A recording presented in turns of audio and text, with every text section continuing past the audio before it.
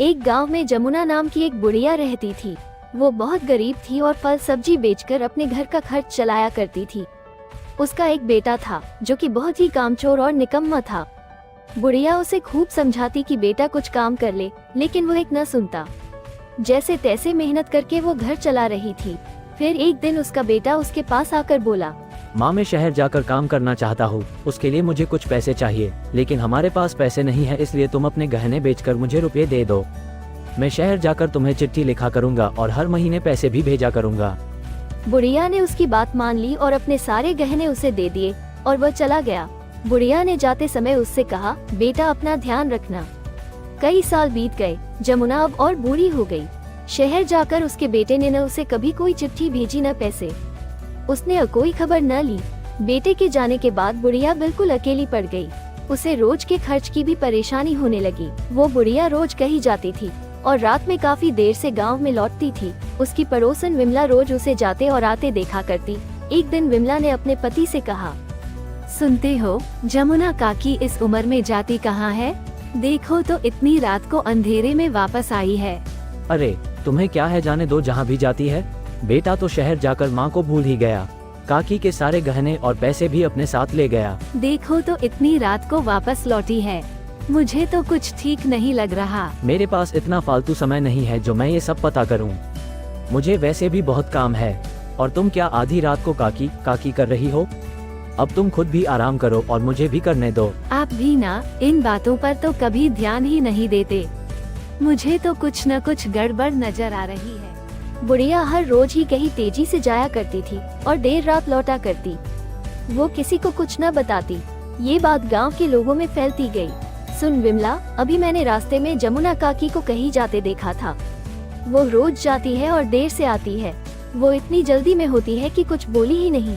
हाँ बहन, मैं भी कल अपने पति से इसी बारे में बात कर रही थी। ये जमुना काकी पता नहीं कहाँ जाती हैं। आधी रात को घर वापस आती है। मुझे तो दाल में कुछ काला लगता है। क्या मतलब? मैं कुछ समझी नहीं। मुझे लगता है ये काकी कोई तांत्रिक पूजा कर रही है। आधी रात को हमारी तो बाहर जाने को हिम्मत ही नहीं होती और यह बुढ़ापे में देखो। परसों रात को तो काले कपड़े पहने पोटली लिए आ रही थी। मैंने पूछा तो गुस्से में लग रही थी। पक्का ये बुढ़िया कोई जादू टोना कर रही है। अब सावधान रहना होगा। देखो न, गुड़िया सुबह से बीमार है। न कुछ खा रही है न पी रही है। दवाइयों से भी कोई फायदा नहीं हो रहा है। सुबह तक तो ये बिल्कुल ठीक थी। अचानक से ऐसा क्या हो गया? कुछ उल्टा सीधा खा लिया है क्या? और तो कुछ नहीं खाया। गुड़िया बता रही थी कि सुबह जमुना काकी ने उसे हलवा खाने को दिया था। बस तभी से इसकी हालत खराब होते जा रही है। अब क्या ही कर सकते हैं। अब इसे कल दूसरे डॉक्टर से दवाई दिलवा देंगे, लेकिन आगे से इस बात का ध्यान रखना। अगले ही दिन गांव के लोगों में कोहराम मचा हुआ था। सुषमा का बेटा सुबह से गायब था और काफी ढूंढने पर भी किसी को नहीं मिल रहा था। हाय राम, सुबह से मेरा बेटा गायब है। सब जगह ढूंढ लिया, पता नहीं कहाँ गया। आज से पहले तो कभी ऐसा न हुआ था। जाने वो कहाँ होगा, ठीक भी होगा या नहीं। ये सब जमुना काकी का ही किया हुआ है। कल उन्होंने मेरी बेटी को हलवा दिया था और वो बीमार हो गई थी। जाने गांव के बाहर कहाँ जाती है और रात को ही आती है। कल तो मैंने उन्हें काले कपड़े पहने चुड़ैल जैसे वेश में देखा था। पहले तो मुझे भी विश्वास न हुआ था, लेकिन अब लग रहा है कुछ तो गड़बड़ है। बुढ़िया का बेटा तो इसे छोड़कर चला ही गया है, भूल ही गया है इसे। अब ये पता नहीं कौन सी तांत्रिक क्रियाएं कर रही है। मुझे तो लगता है यह अपने बेटे को घर लाने के चक्कर में ये तांत्रिक क्रिया करके हमारे बच्चों को नुकसान पहुंचा रही है। मेरे बेटे को भी इसी ने गायब किया होगा। अब तो ये रात को आए तो इसे पकड़कर पूछताछ करनी होगी। हाँ बिल्कुल सही है। आज रात को ही इसे पकड़कर इस मामले को खत्म करते हैं।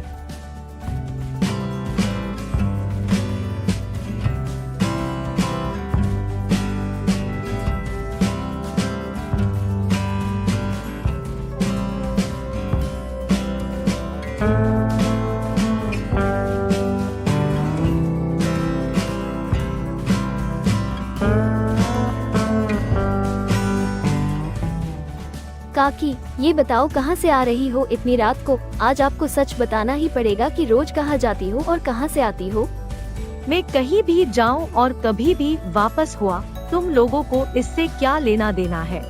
लेना देना है काकी, हम सब कुछ समझ गए हैं। आप क्या टोना टोटका करती है? आपके दिए हलवे से मेरी बेटी बीमार हो गई और इसका बेटा नहीं मिल रहा है। सच सच बताइए। बेटा भगवान से डरो, क्यों झूठे आरोप लगा रहे हो तुम लोग। मैं अभागी बुढ़िया बेटा छोड़ गया, जैसे तैसे अपने दिन काट रही हूँ। मैं तुम लोगों का नुकसान करके क्या फायदा मिलेगा। और वो हलवा तो मंदिर के प्रसाद का था और इसके बेटे का मुझे न न पता। देखो काकी, हम तुम पर विश्वास कर भी लेकिन फिर भी ये सवाल तो होता ही है कि तुम रोज पूरे दिन गायब रहती हो और देर रात को ही वापस लौटती हो, और कई बार लोगों ने तुम्हें रात को काले कपड़े पहने आते देखा है। ये सच तुम्हें बताना ही पड़ेगा। बताओ काकी। ठीक है, तुम लोग जानना ही चाहते हो तो सुनो। बुढ़ापे में कोई काम नहीं मिलता, इसलिए मैं रुदालियों में शामिल हो गई।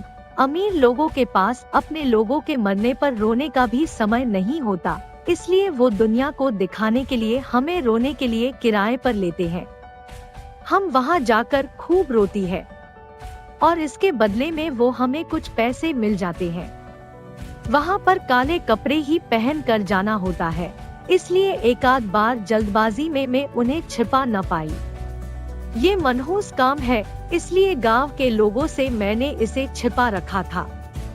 और हम सभी बुढ़िया दुख की मारी है। वहाँ मातम में बैठकर हम अपने दुखों को याद करती है तो खूब रोना आ जाता है। बस ये बात है।